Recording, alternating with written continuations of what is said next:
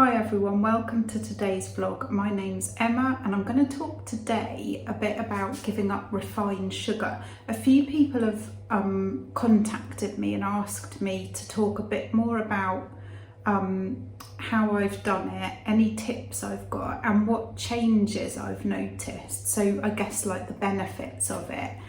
So I'm just looking back on my journal that I keep, and I gave up sugar on Monday the 12th of May, and I think it's worth me just pointing out here quickly that I've given up refined sugar and like processed foods as much as possible. I'm still eating fruit, I'm still eating carbs, and I do occasionally eat, you know, some white bread or something like that, which will have a bit of sugar and is also ultra processed. But in the main, since the 12th of May, I've given up eating refined sugar.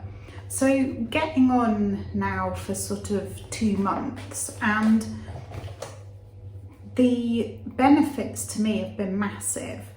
Very quick sort of history of my dieting life, as it were.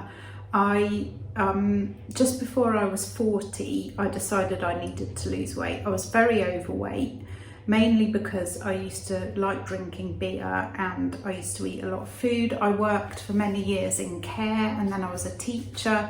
It was a hard job, but it was all great fun. We had, you know, had a really good social life. We lived right next door to the pub, and yeah, I had a great time. But just before I was 40, I thought, hang on a minute, you need to get healthy here. So I went to Slimming World and I lost about 6.5 stone, and I kept it off pretty much for, you know, I've never put back on all the weight that I lost. I've sort of gone up and down probably a stone and a half, various reasons. Various times in my life, but mainly I've kept the weight off. And Slimming World for me back then was perfect. It encouraged me to eat as much healthy food as possible.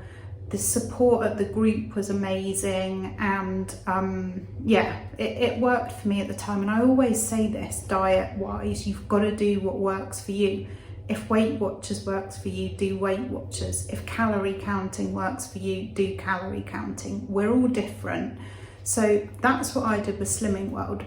But I've always wanted to eat more intuitively, and I think get out of the mindset of like thinking about diet foods, non-diet foods, good, bad, on plan, off plan, all that kind of thing. And I've always found it a battle. I know what I should and shouldn't eat. Sure, you know, I've done a lot of research, I listened to all the podcasts, I've read all the books, but it was always still such a battle. And, you know, I'd managed to curb things for a bit, and then, you know, I'd overeat certain things, and yeah, I'm sure you guys know what I'm talking about. So a couple of months ago, a friend of mine said to me, I'm going to do the Wild Fit challenge, do you want to join in? And I was like, yeah, okay, why not, you know, give it a try. I was battling at the time a bit with, you know, putting on a few pounds, then losing them, then you know, the same old. So I haven't continued with the Wild Fit because it wanted you to give up fruit and carbs, and I didn't feel that was the best thing for me. However, the giving up sugar, refined sugar, has been amazing for me. So I'll quickly run through the benefits. First one is that I feel I'm in control of food now rather than food being in control of me. And this is one of my things that I've wanted for such a long time, and it's brilliant. My energy levels are much better than they used to be, and they are consistent throughout the day. So whereas before I often used to have like a bit of a slump in the afternoon. I don't now. My energy stays the same, throughout the day. I sleep better. I am perimenopausal, so sleep is tricky, but it's definitely been better since the giving up refined sugar. And I also find that any kind of fuzzy head that I had, which again I think was perimenopausal, has much improved. I just had to stop and go out in the other room because I was boiling. When I'm vlogging at the moment, I'm in the kitchen with all the doors shut and it's pretty warm here. Aches and pains, my aches and pains have gone. I was starting to get I think it was probably inflammation. Like sometimes I'd have a pain in my hip, sometimes I'd have a pain in my wrist or my ankle. That's all gone. Touch wood, even my back is feeling better. So I think, the benefits for me are huge. Now, like I said, this whole Wild Fit thing's only supposed to be for 90 days. But for me, I won't be going back to eating refined sugar, and I also have stopped eating sweeteners, artificial sweeteners as well, because for me the benefits outweigh any kind of small instant pleasure that I would get from eating a bar of chocolate. So it's not easy, it isn't easy, but if you think about what you could gain eventually, that does help along the way. Obviously I've lost weight. I weighed myself again this morning. I've lost another pound. So I'm now 12 stone 11, which is fab. It's definitely going in the right direction. My body is also shrinking, and I used to find it very difficult to lose fat or lose weight from my bellies, but they are getting smaller. So my clothes are feeling looser. So it's all good. I'm gonna just give you a few tips on how to do this.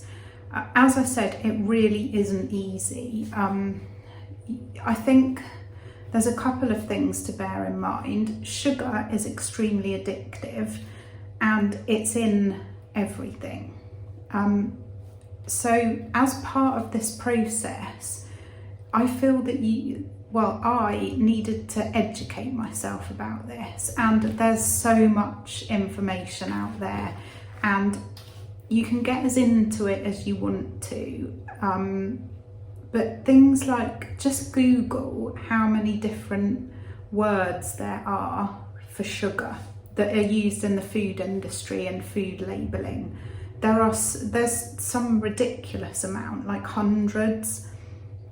Start reading food labels when you go to the supermarket, and start thinking about it. Like if somebody said to you, right, you're going to make whatever you're going to make for dinner and you're going to put all those chemicals and all that sugar into that meal, would you really do it? So I think part of the giving up sugar for me has been a massive change in mindset. But anyway, let's talk first of all. You need to prepare yourself. So you need to prepare yourself mentally and physically for giving up sugar. And I'll talk about the physical ways that you can prepare yourself first. So we had to massively up our water intake, and we're talking about more than 8 glasses a day. Now, I kind of feel like when I first started, I'll show you, let me find a good day. A good day to show you. When I first started, I used to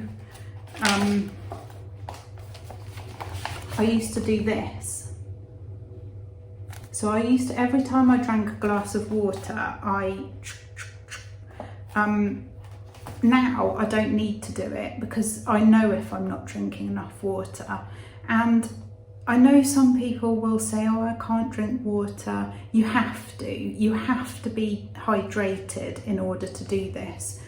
One of the reasons is that when your body is thirsty, it can sometimes tell you in a way that you then think that you're hungry, but you're not. You need water. And if you don't like the taste of water, I think you either need to get used to it or stick just a squeeze of lemon or lime or a little bit of mint or something in it. And it's just one of those things you've got to do it. You've got to drink the water. I don't bother with special bottles or measuring anything or anything like that. I just, when I'm in the kitchen, I come in the kitchen, I fill up a glass and I drink it. I start every day by drinking, the very first thing I do in the morning is I drink a pint of warm lemon water. And I find if I do that, I just naturally then drink for the rest of the day. I also drink a lot of herbal tea. Sometimes I just drink hot water with a slice of lemon in it. But yeah, I do recommend just learning to love drinking water. I know it's hard, but that is the first thing, is be hydrated. The second thing is that you need to breathe properly. And again, if you want to research this, do, because it's a fascinating subject, but most of us don't breathe properly and it's not good for the body for many reasons. I haven't got time in this video to go into it all. But if you can, try to take 5 deep breaths. So you breathe in for 5, hold for 5, breathe out for 5 times. Do this in the morning, do this in the evening. If you can, do it more. I breathe properly because I used to do a lot of yoga. So that wasn't a big thing for me, but it's a really important thing. So we've got water, we've got breathing. The other thing that you need to do to prepare your body for giving up refined sugar. So I would recommend doing these 3 things for at least 2 weeks before you give up sugar. So water, breathing, and massively increase your nutrient intake, because again, your body is saying to you, I'm hungry, because the body needs nutrients. You then go and eat, or one then goes and eats a food that is basically chemicals and sugar. Your body is still hungry because you haven't given it the nutrients that it wants. And so you think, oh, well, I've just eaten all that. 10 minutes later, I want something else. So increase your fruit, increase your vegetables, increase your salad, however you can. Again, I know some people say, oh, I don't like this, I don't like that. Find things you do like. Have a wide variety. If you need to, set yourself a little challenge. Eat the rainbow every day, different coloured fruits and veggies. Try and eat 30 different vegetables a week. Challenge yourself to have a salad with every meal. Anything you can do to get more fruit and veg in is going to help you massively.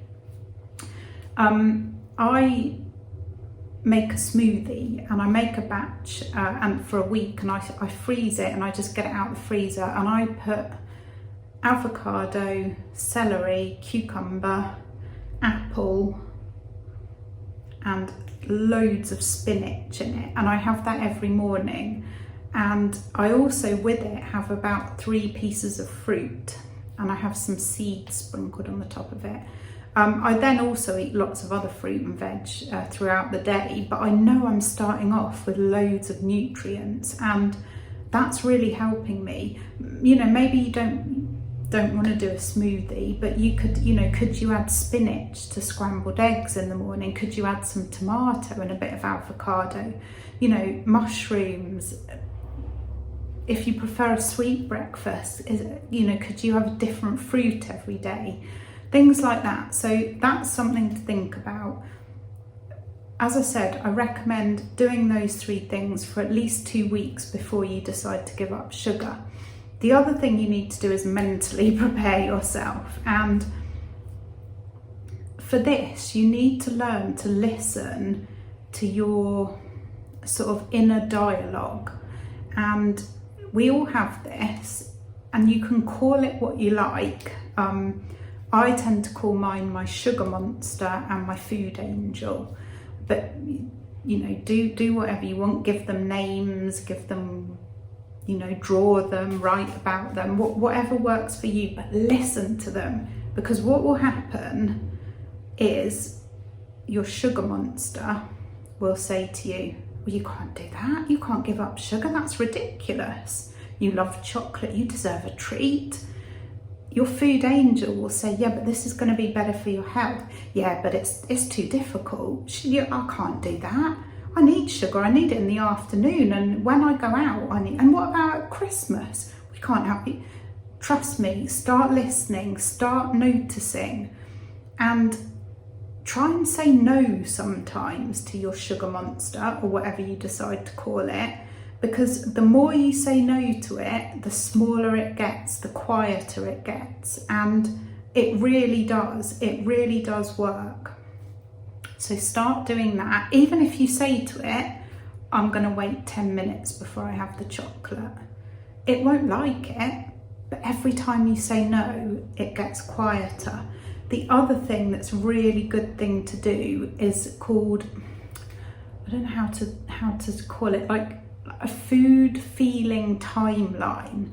So notice when you decide that you're going to eat a food. So just say it's the afternoon, you've got some biscuits in the cupboard, and you think, I'll have a biscuit, I'm going to have a cup of tea now and I'll have a biscuit. And your sugar monster's going, yay, yay, we're going to have a biscuit, fantastic. Your food angel's saying, you could have an apple instead, or, you know, or do you really need anything? You've only just had your lunch. Sugar monster says, no, we did, come on, it's the afternoon, we've got those lovely biscuits in the cupboard. How do you feel before you eat the food? Are you looking forward to it? You know, are you quite excited? Think, oh gosh, are you thinking this is going to make me feel better? This is going to give me energy, etc., etc. We're all different, but how do you feel? Then how do you feel when you actually eat the food? When you take the first bite, how does that make you feel? And then how does it make you feel 10 minutes after? How does it make you feel half an hour after? Do you eat another one 10 minutes after? Do you have a slump in energy? Does it make you feel better? Maybe it does. Start really noticing, because for me, once I started really noticing how different foods make me feel, I am not bothered now. You could put a whole table of donuts in front of me and I wouldn't want one. I literally wouldn't want one, because even if my tiny sugar monster now said, oh look, donuts, yum yum, I'd be like, they're going to make me feel really rubbish later, and I don't want that. I want to feel amazing. I want a good night's sleep. It's not worth it. So really, it's hard. This is hard. I'm not saying it's easy. You've got to start observing yourself and listening. What are your excuses? You know, I mean, I have loads of excuses for things. Listen to those as well. And the other thing I recommend, and I know some people don't like this, but keep a journal. Because when I look back at mine, let me read something. So, Friday the 9th of May. So this was a yikes, I've got to give up sugar from Monday. I'm slightly triggered by this. I've got a headache. I'm not really eating enough veg and salad. I feel a bit adrift, not sure what to eat. I need to remember why I'm doing this, and I'm in a bad mood today. If I flip then forward maybe to Saturday the 14th of June, great day, lots of energy and good food, no snacks, and woohoo, I weigh in the 12s. Lovely afternoon with Jo, so enjoyed chatting to her. So I'm not saying that every day now is woohoo, but it's really interesting if you can look back on it. It really is. Right, I've lost my train of thought now. Okay, the other thing is to, as I said a little bit earlier, do some research. Think about the food manufacturing industry. they make food because they want to make money. So they do not make food that is filling us up nutritionally. They make food that's full of sugar, full of salt, full of chemicals, that's scientifically produced to make us want to eat more, because that's how they make their money. They don't want to make something, they don't want to give you a chocolate bar where you only eat one piece and then say, oh, I don't need any more, because like they want you to be eating it and it triggering you to eat more and more. Be aware. If you're interested, do your research. You know, I'm not going to talk too much about this because we each have our own theories about these things, but look into it, be interested. The other thing I think is talk to your family and friends and say, in a couple of weeks' time, I really want to give up refined sugar. Can you help me, please? Don't give me things that you know are my weakness, as it were. Don't, you know, if we go out, could we do something different? You know, just for a couple of weeks, what's to get used to it. If you normally go out for tea and cake, maybe you could go to the cinema, or maybe you could go for a walk, or do you know what I mean? Try to do something different so that you're not in those situations, and also so that people know what you're doing and so that they can support you. When you do actually decide to give up sugar, be aware that you will feel probably dreadful for 1, 2, maybe more days, depending on how much sugar you consume at the moment. It is hard, and I don't know if there's anything you can do to get through it. You just have to kind of be kind to yourself, and hopefully if you're drinking the water, doing the breathing, and you've fueled your body with what it needs, it should be a little bit easier. But just keep going, and if you do end up having some sugar, start again straight away. It doesn't matter if you fell off the bandwagon a little bit, really doesn't matter. Start again. I also recommend taking your measurements as well as weighing yourself before you start, because my measurements have gone down massively. When I went to the osteopath a couple of weeks ago, she was like, wow, what are you doing? She said, your whole body has shrunk. So, you know, measurements can be really helpful as well. Plan some things that you can eat. So what are you going to have instead of that afternoon biscuit? I did snack a lot when I first gave up the sugar, and I got quite sort of, not addicted, that's the wrong word, quite fond of very salty things, because you need some flavour, because trust me, there's going to be so many things that you can't have. So all the kind of barbecue sauce and ketchup and anything like that's all got sugar in it. So you start to sort of have almost slightly bland meals. So you need to think of how are you going to get flavour into those meals. You know, use spices, use garlic, use ginger, citrus, vinegar. Obviously, you know, I'm not saying go out and eat tons of salt, but I was eating things like popcorn, and nuts are a good snack. But I did one day buy some salted nuts, and I ate the whole lot. Salted crisps as well. If I really fancy sort of having something a bit processed and a bit, you know, like, well, I'm on holiday or I'm at a party or something, that's what I go for. But I try to choose ones that just are potatoes, oil and salt. So think about it, plan it. You know, do you really like curries or chili, things that have lots of flavour in? Or you might want to keep it really simple.